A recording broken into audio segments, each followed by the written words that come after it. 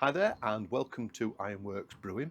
Today we're looking at doing a brew kit and we're going back to basics. So for those who are interested in maybe doing a brew, never done a brew, or just going back to sort of the basic fundamentals, this is the video for you. Keep watching.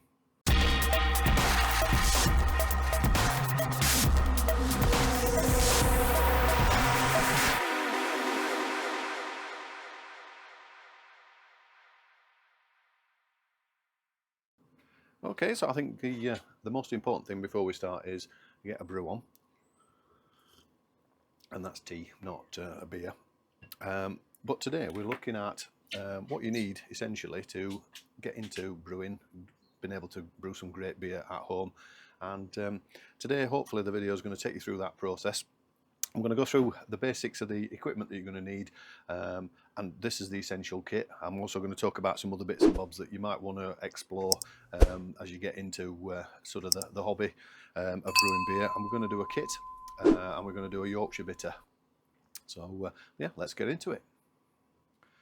Okay, so there are plenty of different places online where you can, or different brew shops where you can get starter kits. I'm going to take you through what sort of my initial setup was, and sort of some of the things that I learnt. The kits themselves, when you first get them, don't just quite do what you need them to, and some of the basics of what you need to really get cracking. The first thing is this: you're going to need some kind of fermenter. Now, normally you can get them all different sizes. They're all different shapes and sizes. There's a photograph on one of my posts with a whole range of different fermenters that are available, from stainless steel to plastic buckets and all that kind of stuff. You can't beat plastic buckets as long as the food's safe and you're not using anything that could leach out any of the plastics, but this is food safe bucket. You'll tend to get them that'll have a hole pre-drilled.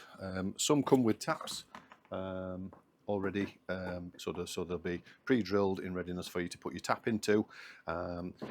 Sometimes you'll get a sticker that gives you the temperature of what is inside your actual bucket, your fermenter, yeah. So you'll start off with your brewing bucket, your fermenter. You're probably going to need a paddle. A big spoon out of the kitchen it will do equally as well, but quite a lot of the kits, I will put a couple of links down to different places that do decent kits. There's Malt Miller, there's Angel Homebrew, there's a whole raft of them out there, but I'll put a few links in so you can explore yourself. But you'll need a paddle or a big spoon ideally. Most kits will come with a hydrometer, some don't. These are essential for understanding what sort of specific gravity, what gravity readings. So you get your original gravity, and then you get your final gravity, and then you do a bit of maths, and then you work out what your alcohol content is. They're not absolutely essential. If you just want to follow the instructions and bang on with the kit, you'll get a pretty damn good tasting beer to start with. So hydrometer. You're going to need some bottles. Now these PET bottles, these plastic bottles, a couple in here with a lid. These are great.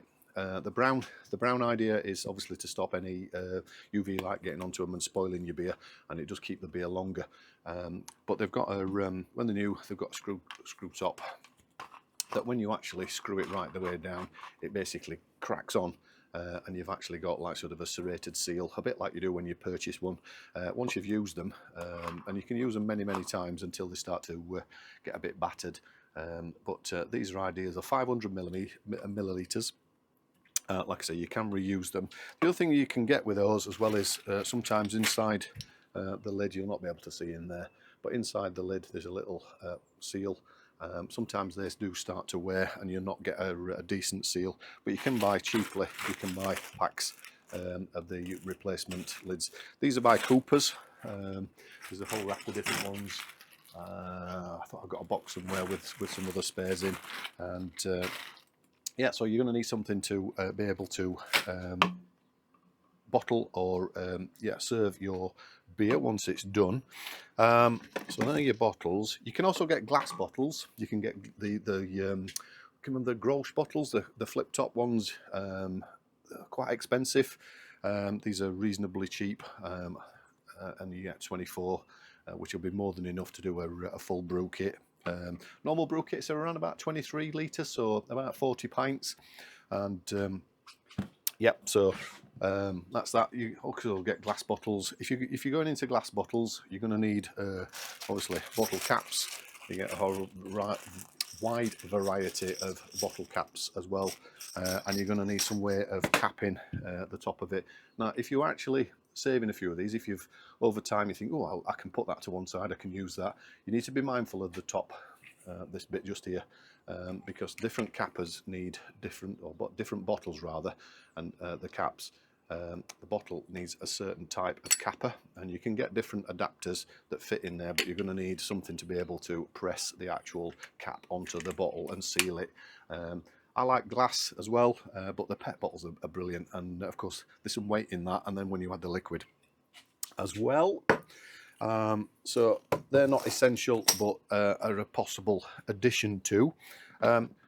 Your fermenter's going to come with a lid. The lid's going to be pressed down and sealed right on there, and so you get almost like an airtight seal. And then the hole in the top, you're going to have some kind of bung. These come in sort of silicone, rubber, whatever is available. And then you're going to need an airlock. So essentially this goes in here, pressed down, a little bit of sanitizer on it, and then the airlock fits in there. You do put a small amount of liquid, and that effectively creates a barrier so that air can't get in, but the CO2 that's generated from the fermentation process is allowed to get out, and that's where you start to hear the bubbling and you know it's live and active. So that's one way of being able to tell your fermentation's underway. And also when it's pretty much finished, so once this starts to slow down and it stops bubbling, you pretty much know that actually you're getting close to being finished. It's not as accurate as a hydrometer, because there may actually still be activity in there. So it's always good if your kit's got a hydrometer, and a lot of them do come with hydrometers these days, but if it hasn't, invest in one of these. I think they're about 10 quid or something like that. But yeah, airlock, that's a pretty much standard traditional looking airlock. There's all sorts of different types on the market these days. Another one is this type, so same kind of principle. That fits into your bung. You fill the liquid in here. Now I tend to put some sanitizer in there as the liquid, because that's not going into your beer or anything like that, and then that drops on the top. So as the CO2 goes out of the fermenter, it goes up the inside, and then basically that bounces up and down and allows the actual CO2 to escape, but then it stops anything from trying to get back into the fermenter, because at the beginning of the process, you'll want to put as much oxygen into your wort as possible, and we'll explain about that in a second. But you're going to really agitate that to get as much air in there as possible. But once it starts fermenting, it'll create like a foamy top on it called a krausen. And at that stage, what you don't want is oxygen getting in, because that can spoil. So it's nicely protecting itself with the CO2 sat on the top, and that fermentation process will be cracking away nicely. We'll just pause for a cuppa. Okay, so you've got your fermenter. Just put that over there. First thing you've got to do is you've got to clean it. All the parts, all the components. Like I said, sometimes you've got a tap, sometimes you haven't. If you haven't got a tap, you're going to need some kind of siphon to be able to draw the actual beer out once it's done fermenting. The better ones, I think the taps are better, but when you're cleaning this thing down after use, you give it a cursory scrub, not with anything abrasive, because you don't want to be scratching and creating any sort of scratches with and areas that sort of yeast and other nasties can actually get trapped inside the actual fermenting bucket itself. But you're going to need some kind of cleaner sanitizer. Now, with some kits you do get cleaner sanitizer, some don't. And again, you just got to be able to look at that. But I'll put a list on what's essential and what's additional. Do it as a little bit of a card or something just over here, perhaps. But essentially, there's loads on the market. There's all sorts of different cleaner sanitizers. This is a bulk version. This is 4 keys. with, because once you get into it, you'll realise that actually you're using quite a bit of this for all your different bits of kit. This is VWP. This is probably the most widely recognised one. It's a cleaner and steriliser in one.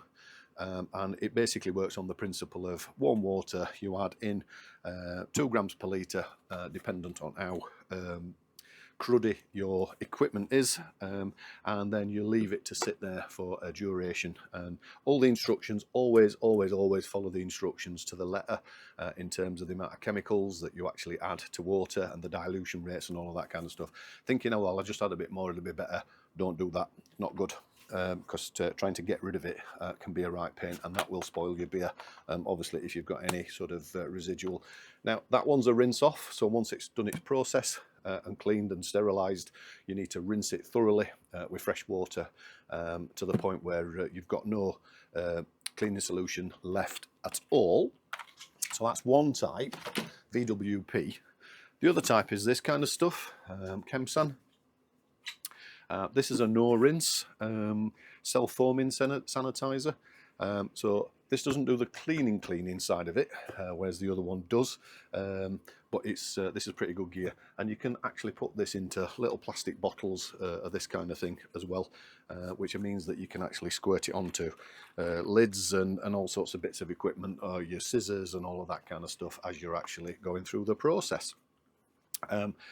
Again, dilution rates are very important, and there's a handy little measurer on the top just here that allows you to work out how much you actually need to put into water. Doesn't need to be warm water for this, but always better if you just put a bit of warm water, particularly at this moment in time, because we're in January. It's pretty cool, and getting your hands in water, it's nice to just have a bit of warmth in there. Like all these things, PPE is important. This stuff is corrosive, but it is no rinse, and I think this one's based on the fact that don't fear the foam. The foam's good, so when you don't worry about the fact that you might have foam residuals left, as long as you're following the instructions in terms of the dilution rates. Okay, what's next? So what's next is the beer kit. So for this particular brew day, we're going to go with the Tom Caxton. Never used Tom Caxton before. I think he was one of the founding fathers of actual homebrew, and actually putting wort into cans, so that you could then dilute that round and actually get a decent brew out of it. So I'm interested to see the Tom Caxton stuff. Now, some kits again come with your choice. You can choose which beer kit or lager kit or stout kit you want to actually brew. There are literally hundreds of them. Now, some of them come like this one, which you've got to put additional malt extract or sugar to it to actually create the volume to get the alcohol levels. Some kits come with sufficient, so might be 2 cans of this or 2 pouches of this. But have a look online. There are literally loads and loads of different types and styles. Like I said, I've never used that. We're in Yorkshire, so you know what better to not do a Yorkshire bitter. Particularly for that one, you can actually add sugar, dextrose, brewing sugar. I've got a small amount here. I use this for bottling and also for kegging when I'm doing that process. It just allows it to condition within the bottle as well, and I'll come on to that in a second. So you could probably add 1 kilo. It'll tell you on the actual pack itself whether it's 1 kilo, 1.2 kilos of additional sugar, brewing sugar, or malt extract. I'm going for this particular kit. I've got a pure liquid malt extract, so this is a pouch version. It's basically the same type of thing. That's actually, this one's in a can, this one's in a pouch. Some of the kits you get are all pouches, and actually they're reasonably easy to manipulate. These can be a bit of a pain getting the because it's a tin can essentially, getting the lid off. But yeah, so malt extract, again, a whole raft of different ones. It'll tell you, again, this one's a kilo, so there'll be enough there with that to create the brew. And we'll go into the process of doing that in a second. Now, on the market these days, you can also get liquid malt extract, you can get dry malt extract, you can get dextrose sugar. Again, it's personal choice how you want to brew your beer, but you will need to supplement this particular kit with some malt extract or sugar. The malt extracts these days also come with additional hopping characteristics and aromas and flavours, so you can actually adjust the overall kit, so make it your own. So, you know, you might want to look at one that's got a certain type of hop addition in there, and then add that to your base beer kit, and then you've got your own style created. It's entirely a matter for yourself and your own personal choice. But we're going to keep it simple. We're going to do the Yorkshire beer kit, and we're going to add this malt extract. Now, the first thing to do, before we get onto that, let's finish off with kit, and then see where we get to. Okay, so let's continue on with the kit. Like I said, I will put a bit of a list. I'll put that either in the description or on screen, so that you can have a look. It's probably easy in the description, then you can copy it if you need to. Bucket, malt kit. Now, when we've got the beer or the wort inside the fermenter, and it's ready to be start that fermentation process, you need to be looking at the instructions. They tend to be around about 18 to 20, 21 degrees. Standard beer kit, this one is 20 degrees. And that's what the fermentation temperature. It optimizes the yeast that they provide, and it actually, you know, that's so that you know, you're going to get the expected results of a decent quality Yorkshire bitter. So you're going to need something to be able to keep it warm. Now, if you're keeping it inside, that's probably not a problem.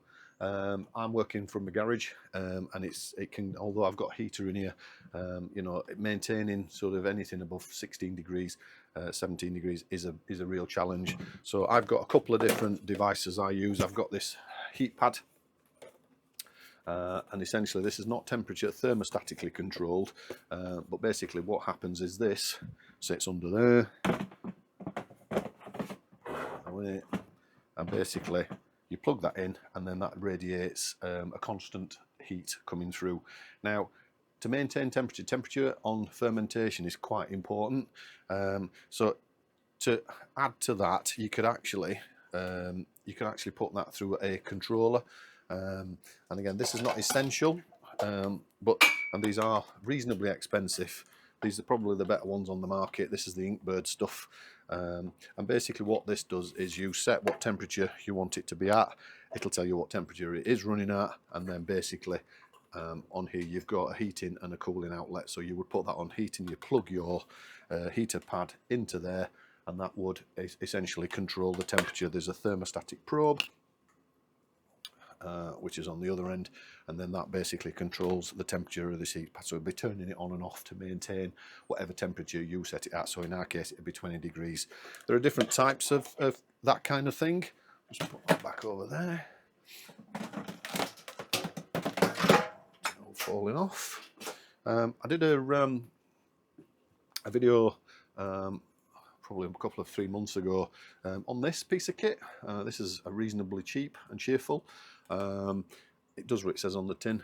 It's actually got a heat band that works quite effectively so that basically stretches around your actual vessel, and then you've got the temperature probe again, and then that controls the temperature. So your set point temperature of 20 degrees would be controlled by that. That just plugs into the main, and then it basically switches on and off.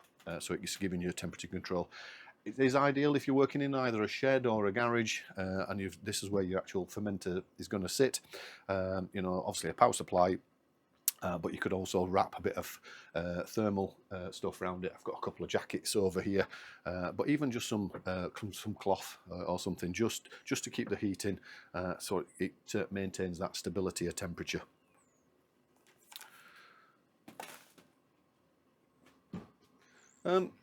Right, so the other thing we need to be mindful of is cleanliness and sanitizing. Everything that touches the beer, the malt extract, the paddle, anything. So the bucket, like I said, this one's got a tap on it. I've dismantled the tap I'd do that every single time. That makes sure that there's no nasties sort of lurking on the inside in particular, because in there you've actually got a big, see that, you can see the threaded nut, and what you need to make sure that there's nothing sort of any crud got hidden at the back of there. So cleaning and sanitizing, which is pretty much the first part of the process. Right, we need to get on to water. So volumes of water that you're going to be using, brewing actually is quite a water intensive process, and you're going to need quite a bit for cleaning and sanitizing. Having some spare buckets around is ideal. If you've got those, that's absolutely fantastic. You can fill, I've got a trug, I'll show you that in a second. I've got a trug sat over here that's got some Chem-San in it, and that's sterilising my scissors, my can opener, and actually my measuring jug. But essentially what you need to do is you're going to use 3 litres of boiling water, and then you're going to start to add your malt extracts, both of those, into it, and that's going to go into your fermenting bucket. So you're going to need a kettle or some way of being able to boil that amount of water. It don't matter, it don't all 3 litres have to go in at once. You can do, you know, I think most kettles are 1.7 litres, something like that. So you can put 1.7 in and then another 1.3 in to give you your 3 litres of boiled water. A measuring jug's ideal, so you can sort of measure how much water. Now water's important. Tap water, you can use tap water. Tap water's no problem at all, particularly for your first brew. But if you're going to use tap water, you do need to get rid of the chlorine. Chlorine is not good with beer. It'll start to give sort of TCP medicinally type flavours, and when most people say I can taste that tastes like homebrew, that's what I think they're talking about. It's that sort of medicinal sort of TCP type flavour that you get, and you go, oh yeah, I know that's homebrew. There's a simple solution for that. You can get these things called Caxton tablets, and crush one of those up between 2 spoons and tip that in to your water before you use it on any part of the process. Will get rid of the chlorine. Best left overnight, so preparing your water the day before, and you can get into messing about with mineral content with your water and all of that kind of stuff. But actually, to keep it simple, you know, ideally you would be using a Caxton tablet to actually do that. You're going to need another bucket, because of course you're going to have 23 litres of water that you're going to need, and 3 litres of boiled, 20 litres of cold water, and then that will bring it up to your 23 litres. So you're going to need another bucket for that. In this particular instance, I'm not actually going to use tap water. I'm going to use bottled water. So I've got a bit of a deal. I've got 5 litre, so I've got 25 litres of bottled water. The difference with that is there's no chlorine in there. It will have a mineral configuration, but you know, if you're using tap water, your own tap water, and you've used Caxton tablets and you're not faffing about with all the minerals and all of that kind of stuff, then you'll get a pretty consistent brew from each one, and it won't taste like homebrew. Okie dokie. Oh, just one thing on water. Of course, you know, there is a big difference in cost. So if you are, you know, cost conscious and all that kind of stuff, and you're wanting to keep your cost per pint down as much as possible, tap water is the way to go. But you do need to use your Caxton tablets to get rid of that chlorine. I think it's 0.3 to 0.4 of a pence a litre, or maybe even for 5 litres.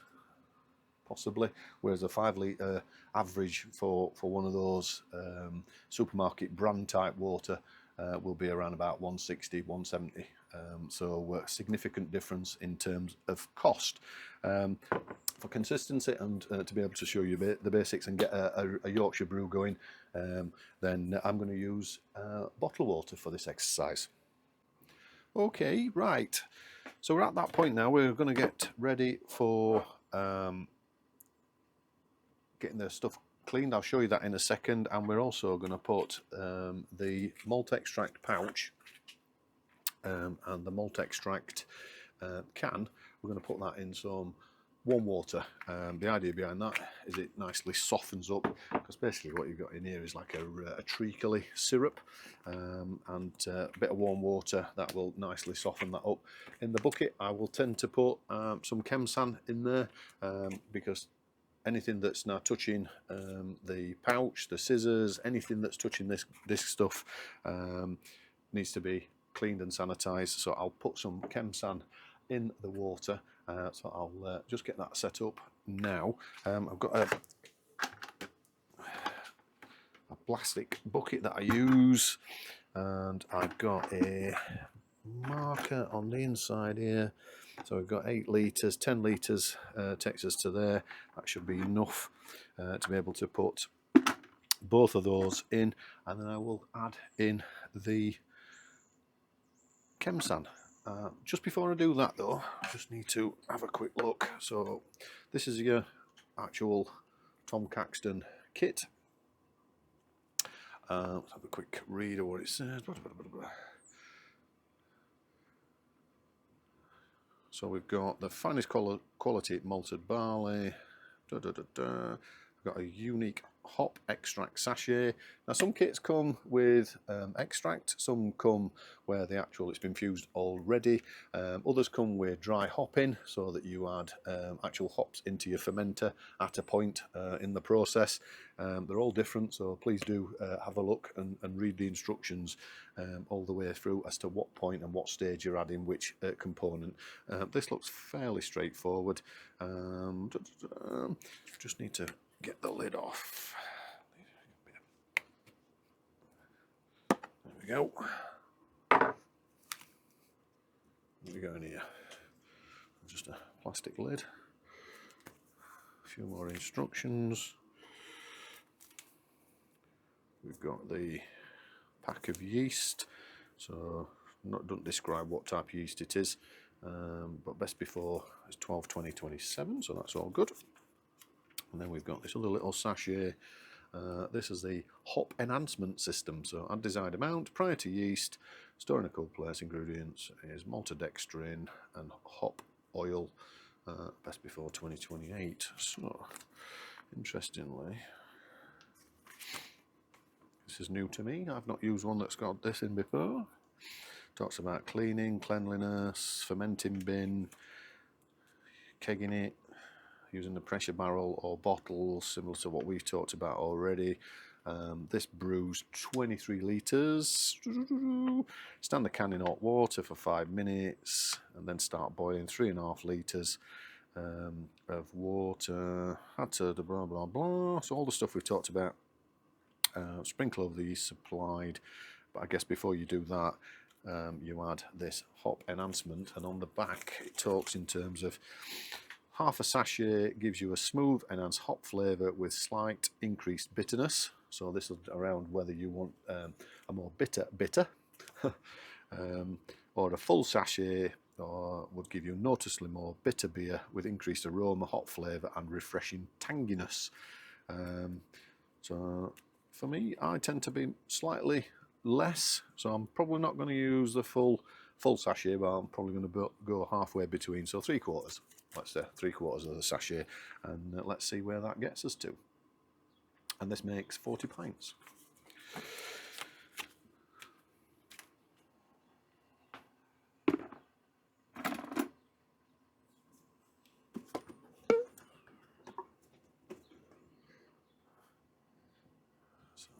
So it's 5 litres. Sorry, no, it's 10 millilitres of Chemsan to 5 litres of water. So I want 20, which is there. Let's put that into the bucket. And this is where you would add some hot water. Just don't matter this one. Just tap water straight off your hot tap. Okay, so I'm just topping up the bucket up to the 10 litre mark. I'll just whiz you around. That's the hot water, 10 litres. And that's got the Chemsan sanitizer in there as well as the warm water. That'll help to soften the malt extract itself. I've got the fermenter that's got VWP in it. If it's a brand new one and it's not been used before, and you've got Chemsan as part of your kit, then just go ahead and use that. Give it a cursory sort of a clean round as you normally would. Some household detergent and just rinse it thoroughly, and then add your Chemsan. I've used this fermenter a couple of times, in fact more than a couple of times. I've used it many times, so I'm just giving it a bit of a deep clean soak.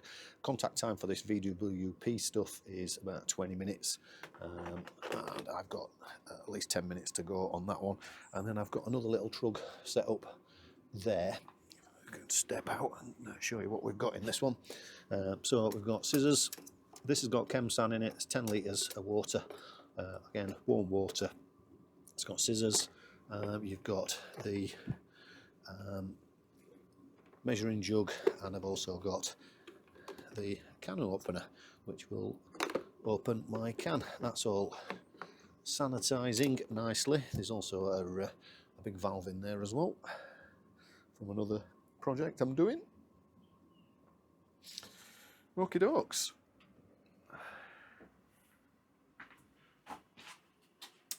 Now you'll be using obviously a kettle. I've got a boiler, does the same thing, and I've added the bottled water. I've got 5 litres of bottled water in there, and that's coming up to temperature 97 degrees, so that'll be ready to start to transfer. And I will use the measuring jug, if I can speak, I will use the measuring jug to put 3 litres of the boiling water into the fermenter. So come back to me probably in 10 minutes. At the power of YouTube will be milliseconds, and we'll see you in a minute.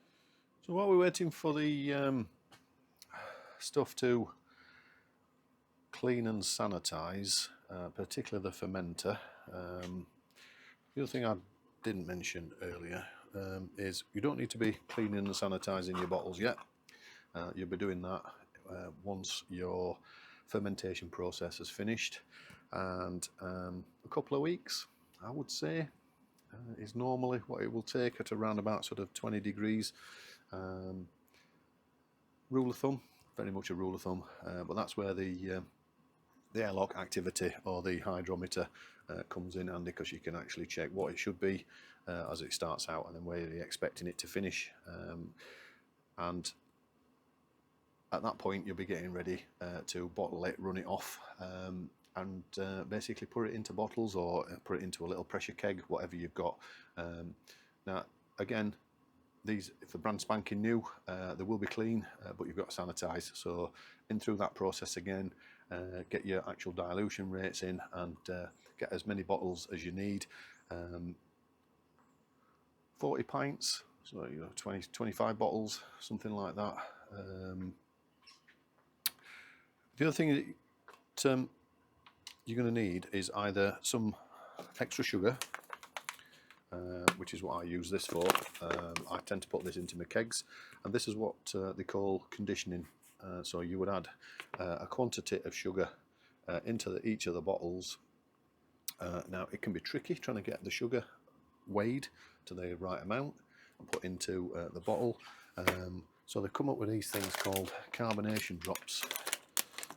They're basically like a little glucose sugar sweet. Get them out. Show you what I'm talking about.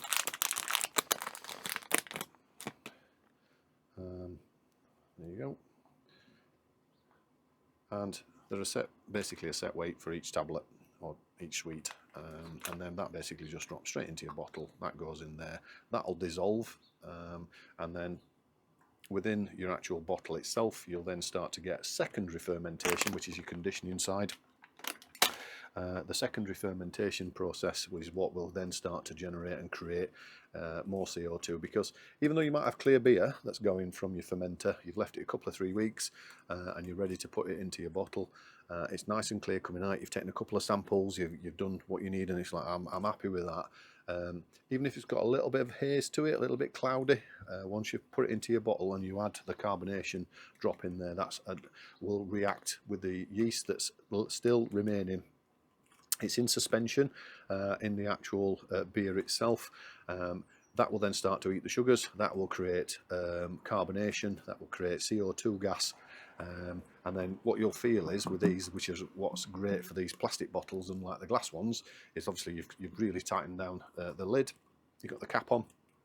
That's been left in somewhere roughly 18-20 degrees, so an airing cupboard or a back bedroom that's fairly steady in terms of temperature. The cooler it is, the longer it'll take. But if you're around about 18-20 degrees, and then you'll start to feel every couple of days, you can go and just give a squeeze on one, and you'll start to feel it actually firm up to the point where it's solid, and that's where it's actually carbonated. I tend to, particularly first week, is each one I might just give a bit of a stir around, give it a swizz, and then that'll then be shifting what's left of the little carbonation tab, just rattle it around until it actually completely dissolves. It's normally gone within a couple of days anyway, completely dissolved into the liquid, and that's what gives you your carbonation. So then when you're ready and it's done, it's that process that can go into the fridge, chill it down. The chilling process compresses the actual CO2. Otherwise, when you open it, it's like having a can of Coke, and if it's a bit warm, you open a can of Coke and it spurts all over the place. That's because it's not cold, and the actual CO2 gas bubbles are bigger, and they get an explosion.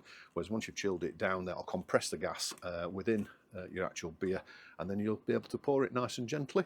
There might be a little bit of residual yeast in the bottom. That's why these PET bottles are great, because they've got these little ridges. There's nothing wrong with that. It's totally and utterly drinkable. Some people like it, some people don't mind it, some people don't like it, they like it absolutely clear. But again, conditioning in a bottle, the longer that you leave it in there, the better it's going to be, and beer will mature over time as well. Excuse me. So when you start, you might be tempted to just crack one or two and think it's a bit lightweight in terms of texture and flavour, mouthfeel, that kind of stuff, and aromas. But actually, the longer you leave it, the better it will become. Okay, so I've got about another 5 minutes left waiting for all these bits and bobs to clean and sanitize. I'll come back to you in a sec. Okay, so that's as kit sort of fermenters gone through the VWP process, which is the cleaning and sanitizing, and I need to give this a thorough rinse.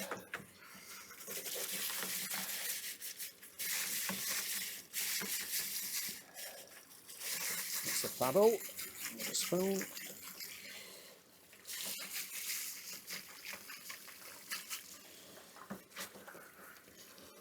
selecting the Chemsan rubber bung, which I'm using for the airlock. I don't need that just yet. Just a good rinse. And the lid as well.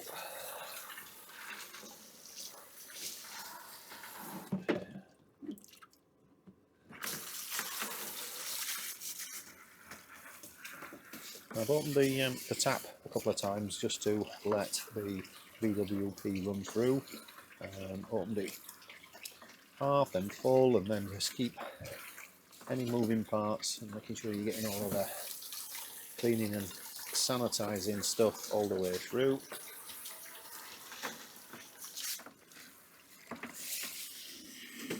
And then I've also got a couple of these, I think I showed you earlier, a couple of these that I use.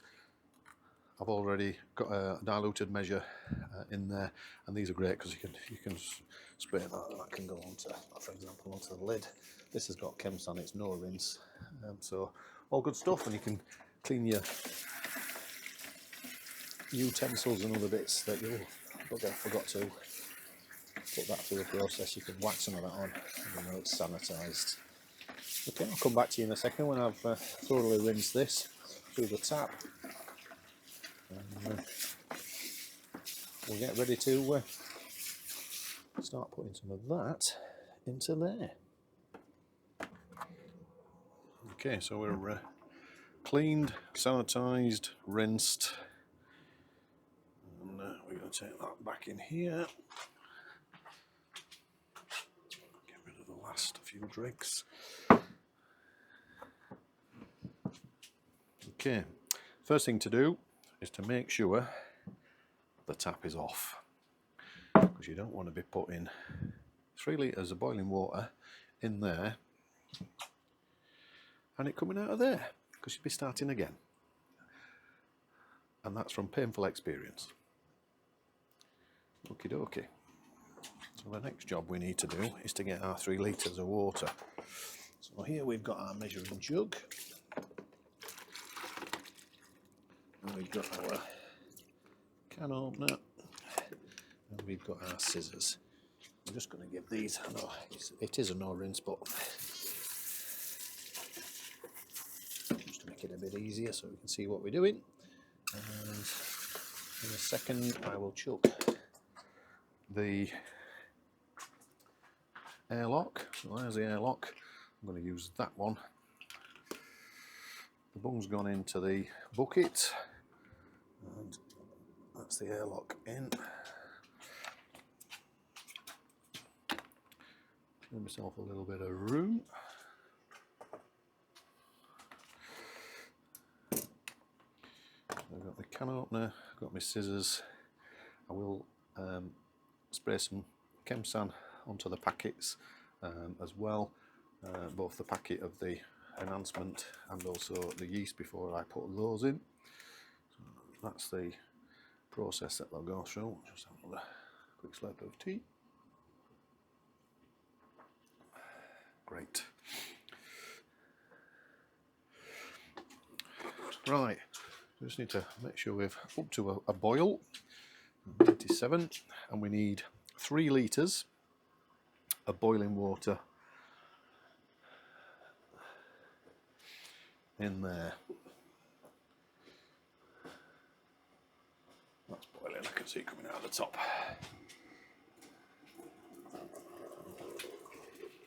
Turn those off.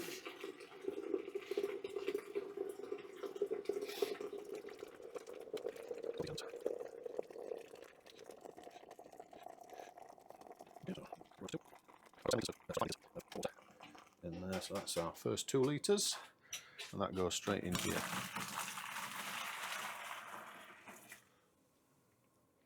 And we'll add a 3rd litre.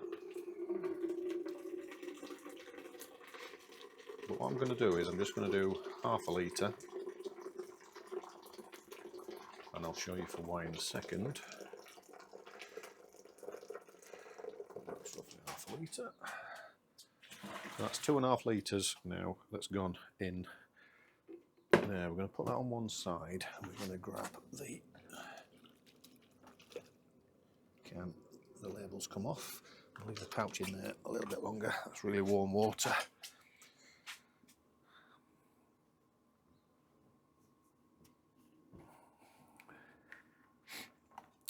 And we are going to, in fact, I might make it spin around a little bit easier.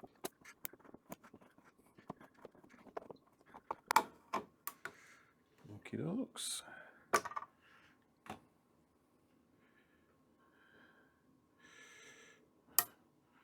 Now look at that. That is fantastic. Okay.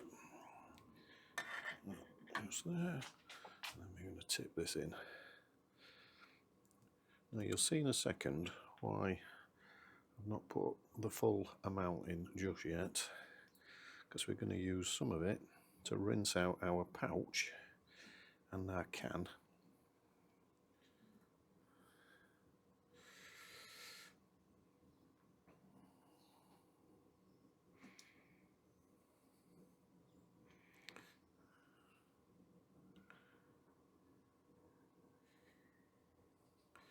And that's where the towel comes in.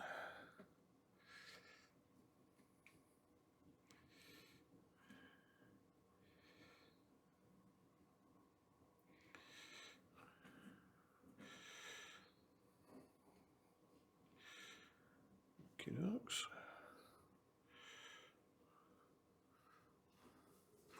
Back over to here, and carefully use the boiling water.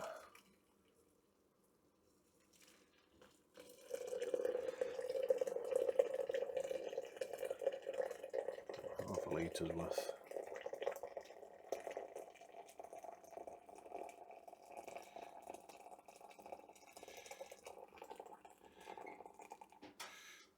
We're just going to let that sit. Keep zhuzhing it around. Great. Making sure we get all of that multi-fabulousness. And then we want the pouch. Dip it in. All the chem stamp on it. Pour some over that in a second. Onto the pouch. Sterilise the scissors. Sterilise the bag. Bin.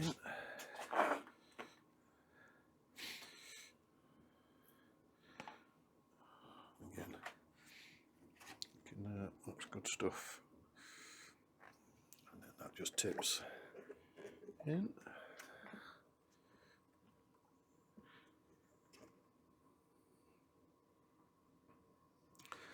We'll add a little bit of boiling water in there just to rinse it out.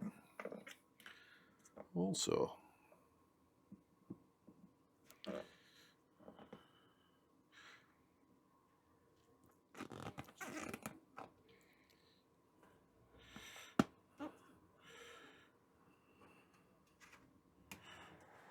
okay,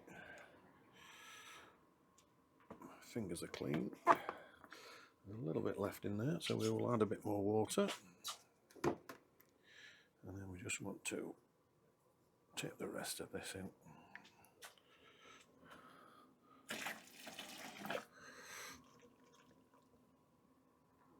It's pretty much got it all out, which is great.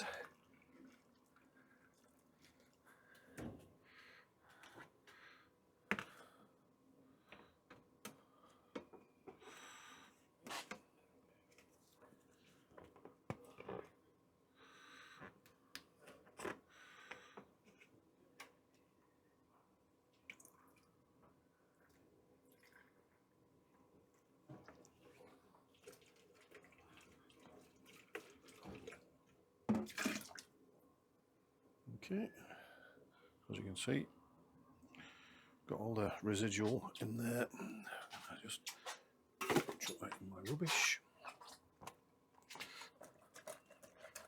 That's a squiz. Careful not to burn oneself. You're not going to get every single drop out. As long as you're getting the vast majority, that's the main thing.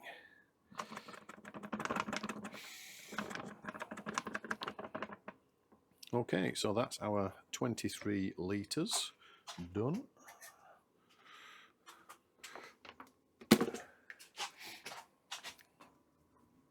And now we're going to top that up. Sorry, that's our 3 litres done, and our malt extract in. We're going to top that up now with cold water. And the purpose of the cold water, obviously it gives you the water volume, and also it cools down, getting it roughly to around about 20 degrees, which is where you want it in readiness for pitching the yeast, or in this particular kit's case, the hop system, which we'll be having a look at in a second. So I've got these 5 litres.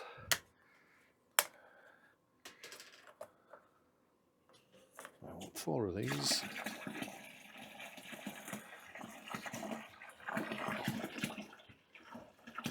And this is where you do start to add as much air in. The air, oxygen, helps with the yeast.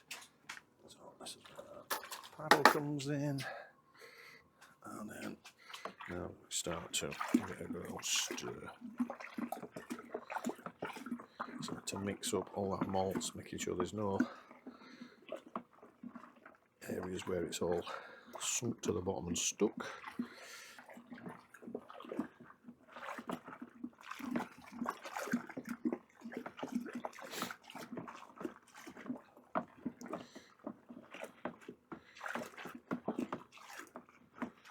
Okie dokes. Another one of these.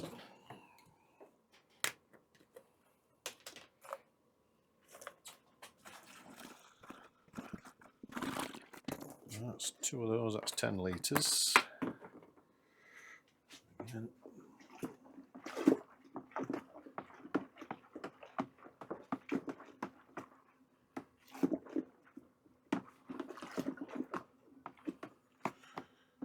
feel that's cooled down considerably already.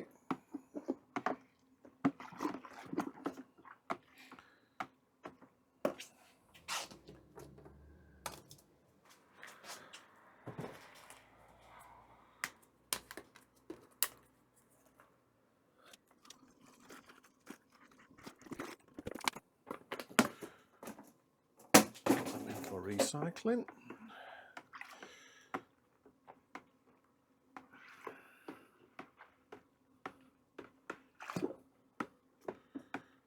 That's our 15 additional cold, so just one more of those.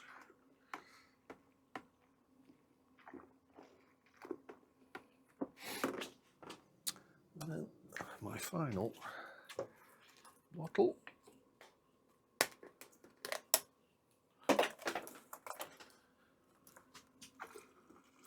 And this fermenter's a 30 litre bucket, effectively. They tend to be that size.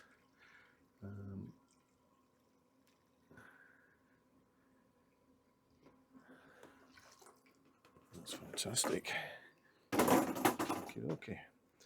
So we've got 23 litres of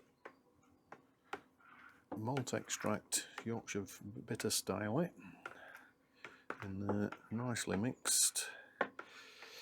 So the next part is to add the temperature. I can feel just by the touch of it, it's not bad. Important bit, cup of tea. Okay, so these are our hop enhancement. It says put that in first, and our yeast.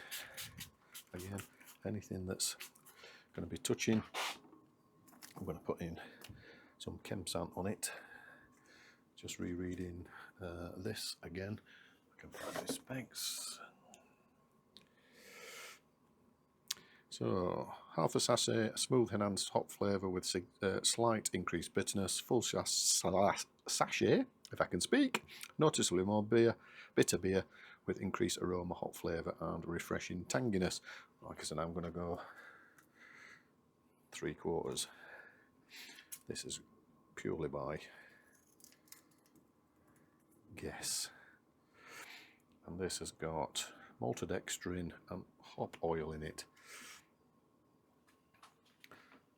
Stir that in.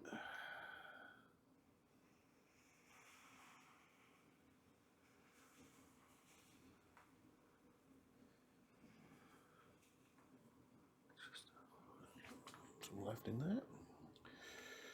And then give that a good stir.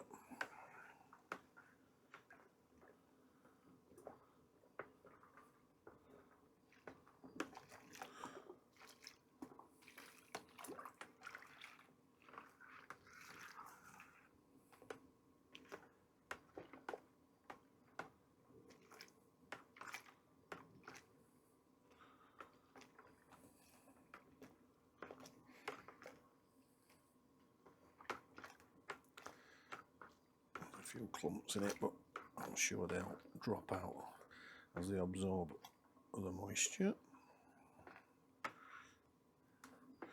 And then the final part is pitching the yeast. So again, we've Chem-Sand it, we've got clean sanitized scissors, and now there's a rule of thumb, or a school of thought rather, not a rule of thumb, school of thought that you just put this on the top and let it sink. Others like to stir it in. I'm a stirrer, so that's what I'm going to do. So that's the yeast. Yep. All in. I'm just going to fold that in nicely.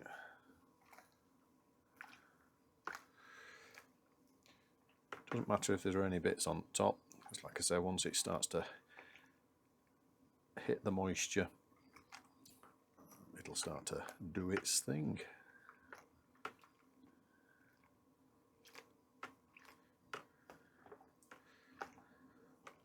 Still a few clumps of the maltodextrin on top, but not too worried about that.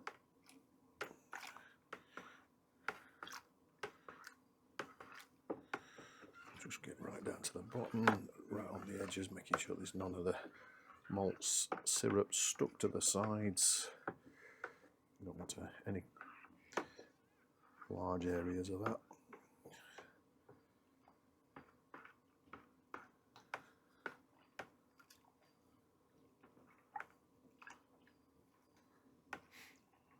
Great. Okay, so we're at the stage now where, just move that out of the way, we want the lid and we want the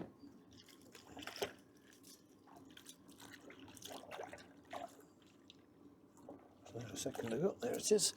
So that's our airlock. In here somewhere. Oh. Got the bung. It's going to go in the top of there.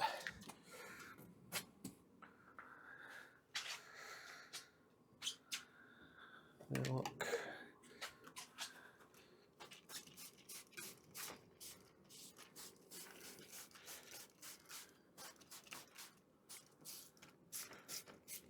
Right into that edge.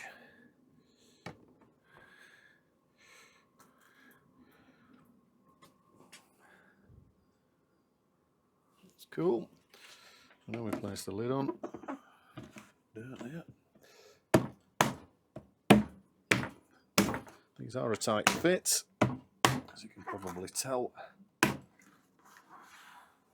Sealed all the way around.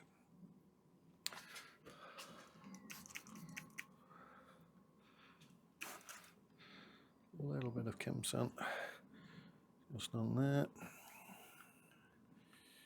like that, and then we will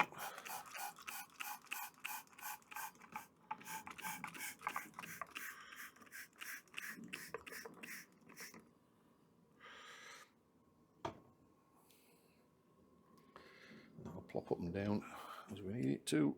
See, CO2 starts coming through the fermentation process.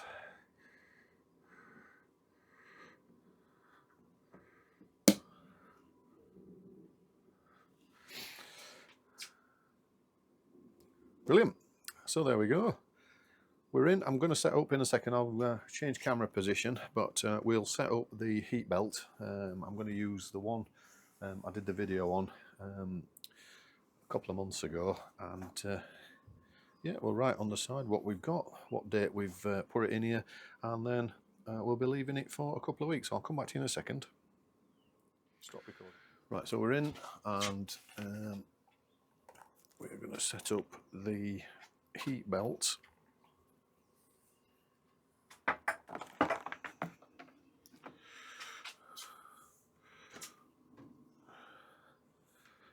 Somewhere roughly like that.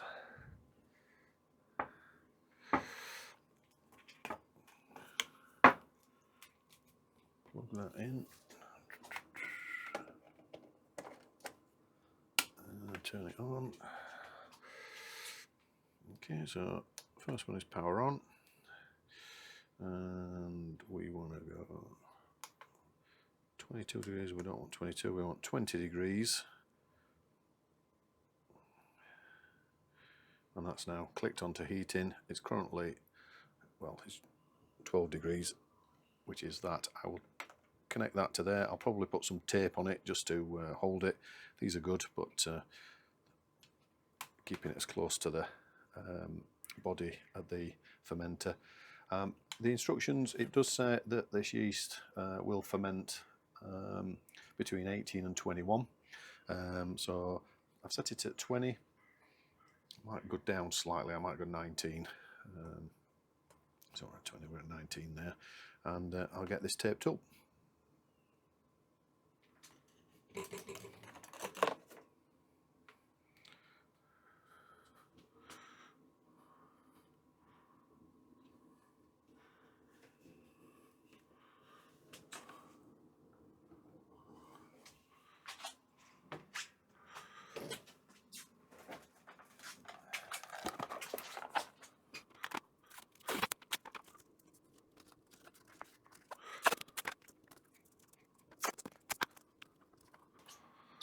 Okay.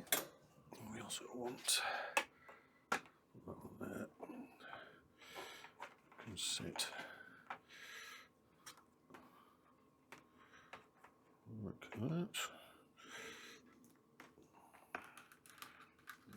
Just out of the way so I don't keep catching it. Yep, so that's going up at 16 degrees already. Okay, so that's pretty much it in terms of the first part of the process. This is going to be fermenting now probably a couple of weeks. It does say in the instructions fermentation will complete when bubbles have ceased to rise over a 4 to 6 day period, or when your hydrometer reading is constant for 3 days. So that's why, like I said, it's more accurate from a hydrometer, because sometimes you'll see that this has actually stopped when in actual fact the process is still continuing inside the fermenter vessel itself. But it is a pretty good indicator. A couple of weeks now, and this will be then ready for the next step. Okie dokie.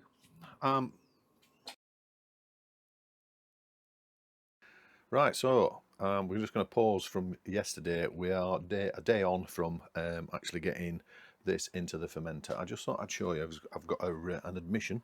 I've got two where I've made a bit of a mistake. Anyway, let's just whip you off here. But we have actually got fermentation. So let's give that a second to blib blib blib. There we go. So fermentation has started. You probably can't see that on the edge, but that's the top of the wort, and then that's obviously where the yeast and the bubbling and the krausen's been created on the top, which is great. I did say also that I would put a jacket on. It's quite cool in the garage, although I have got a radiator in here. It's only small and it just takes that chill off. I've got it set to 8 to 19 degrees on the controller, but I've actually put this sort of thermal jacket round as well. And I've been in a few times. The garage door's been open for a while now, and it's just dropped to 18.6, so the heating's clicked back on, and that'll be keeping it nice lit at 19 degrees. Okay, so a couple of things that I came in last night just to double check in terms of where we were at, see whether fermentation had started or not. And at this like sort of, I've done something wrong here. What have I done wrong? And the thing I've done wrong is I thought this is a bit fuller than it normally is. And these kits are based on 23 litres. But the 23 litres is to top up to 23 litres, not add 23 litres plus the malt extract. So I've probably got around about 27 litres, 26, 27 litres of additional water in it. Now all that's going to do is essentially it's going to reduce the ABV. From memory, I think the ABV on this brew is 3.9%, so it's a fairly lightweight beer anyway, which is pretty typical for sort of a Yorkshire bitter type style. So I'm half contemplating whether I'm going to add, just whip out the bung and I'm going to add some additional sugar to make up that, or whether actually I just leave it to do its thing, which is probably where I'm going to get to be honest, because I don't like to be disturbing crowds, and once it's started I'd sooner leave it just to crack on. So I was going to think about actually adding a couple 100 grams, 150 grams of brewing sugar just into the top, just to make up that potential loss of ABV. And it may make the beer feel a little bit lighter on the mouth. But we'll see. It was a mistake, and these things happen, you know. So it's to top up to 23. So once you've added your 3 litres of boiling water, you've added your malt extract out of the can, and then you've added the malt extract out of the pouch, or your dry malt extract or whatever you've added in there. That's created your volume in your 3 litres of boiling water, and then you top it up to 23 litres. What I've done is I've done that, and then I've added 20 odd litres, getting us closer to probably 26. So not a major problem, but one I thought, I stood there yesterday, I'm thinking, that seems fuller than normal. What have I done? But anyway, there we go. Every day is a school day, as they say. And the other thing I didn't do, now interestingly, there's no information on it in here, and there's nothing on the back of the can either. But I didn't take a hydrometer reading, so apologies for that. You would normally take, put your wort in, top it all up, get it all ready, aerate it, mix it, and get it all good. And before you start to add your yeast, that's when you would normally take a hydrometer reading, and that's your original gravity. And then through the brewing process, next week, 10 days, this will be blip, blip, blip, blip, blip, and then this will eventually stop bubbling, and I'll start to take a couple of readings just to see. Now, I would have expected this kind of beer to probably, of original gravity, probably starting around sort of the 1035, something like that. And the final gravity, which is once it's done its fermentation, the airlocks stop blipping and all that kind of stuff, and you keep checking away, you would probably expect to see that around sort of the 10.8, 10.10, something like that. And I'm going to be doing a video on hydrometers and other sort of devices like the pill and tilt devices and stuff like that in the coming video. But essentially, then from that you can work out what your ABV is. Like I said, because I didn't actually start, and because it doesn't tell you what it would likely be, I don't know whether I was even on it or not. But these kits are usually pretty reliable, to be fair. So you would have taken 3 consecutive readings, and once you've got that consistency, round about that 10, 8, 10, 9, 10, 10 reading, from there you would then go, right, okay, it's static, it's finished doing its fermentation process, I'm then getting ready for bottling. So just a bit of an interlude, day after, and you know, one of them things that just niggles you. I'm thinking, I've done something wrong here. And anyway, thanks all, thanks for watching. If you like this kind of content, please do like and subscribe, it does mean a lot. And thanks to all those that have and comment regularly, it is much appreciated. It's a great community, and we'll see you on the next one. Thanks everyone, see you soon.